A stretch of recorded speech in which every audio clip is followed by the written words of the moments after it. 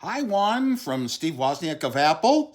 Your biz partner friends, Ish and Ashish, asked me to impart some entrepreneurial words of wisdom.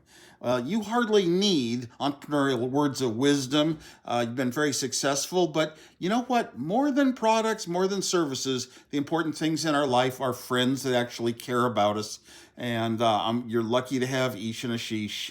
Wow, man, I'm impressed. You got such a forward-looking digital payment system. It's almost like in the United States, I start to feel we're always slow and behind others, but taking everything you can into account, making it easy for people, making these things seamless, I know how hard that is. So you're dealing with pretty much the state of the art. I mean, people talk about, oh, personal health devices are change the world a lot, but it's personal financial services and all that.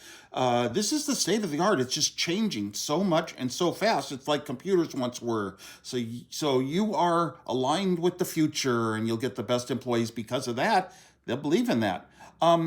As far as myself, entrepreneurial words of wisdom that I've kind of learned in my lifetime is, first of all, respect all the disciplines that make a company work, that make a company successful. Especially when you're an entrepreneur, you got to focus on business that's going to actually make some money and give you a life and let you live and kind of have things like income and ability to have apartments and homes and whatever. That's important. Marketing, understanding what has value and what is junk and what's worthwhile. That comes, the best marketing is if you're building something that you yourself want to use, and you know the problems you've had before and you want to clean it up, and you want to make it as smooth and easy and seamless as possible. And of course, the third leg is engineering. Never forget engineering. Don't think that that comes in last. Engineering should come in first, because engineers are so clever as people. They've been problem solvers in the mathematical field and programming field for so long.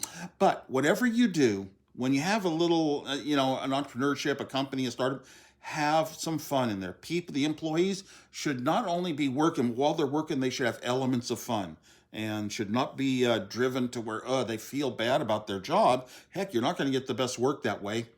Always look for employees that want to challenge the status quo. I want to think different. I want to make things that didn't exist before. I want to change things for the better. I want to say what's possible this year that wasn't even possible 10 years ago when our culture got evolved.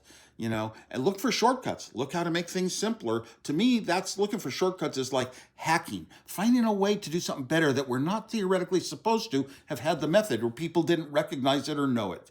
Obviously, going back to Apple's history, it's important to be flexible and not just say, oh, we have one way of doing it and we keep doing it this way and we're the best. No, if a market changes, be willing to move in that direction. If you spot something new, you've got a good brain to come up with, some types of products. Use that brain to come up with other products, but never let yourself be swamped out and lost just because you wouldn't move. Company culture gets defined at an early stage, and sometimes company culture is so strong, you have to keep doing things the same way, even when the environment changed and it's not the best way. Always be looking for that. That's a form of honesty. Be honest with everyone, I say. If you're saying one thing and doing another or feeling another, it comes back to haunt you. Integrity matters. You should have integrity for always being believed. I also like to advise people to pursue excellence, to being the best in the world. Pursue changing things and making it better than it was, and not trying to be just another one of the ones who have skills, but to actually be a builder, a maker, somebody who wants to go above all the others. And that motivates you, gives you passion. Wanting to do things is more important than skills and experience in my mind. Wanting, having the motivation. For example, I was a teacher for 8 years, and it didn't matter what I taught. It was, if the students wanted to learn, they were going to find the information they needed. They were going to learn it better than anything. So always keep things fun is a key to that. And honor your employees like family. I did that at Apple, especially when we went public and only 3 of us had huge wealth. I mean, I split mine up tens of millions of dollars to all the employees and to early startup people, because I just believed, why would I do it if I didn't have a family going along with me, other people that were with me in these things?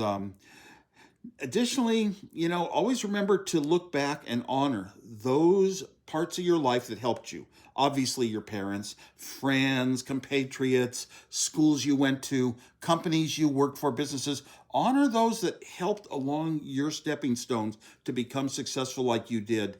And always think back and try to help others. Be a mentor. Help others that don't know as much as you. Help others that you have a few resources. Even helping a young child tie their shoe on is such an incredibly good thing. Everyone should say, I love you, Juan. You are a good person. That's the thing to pursue.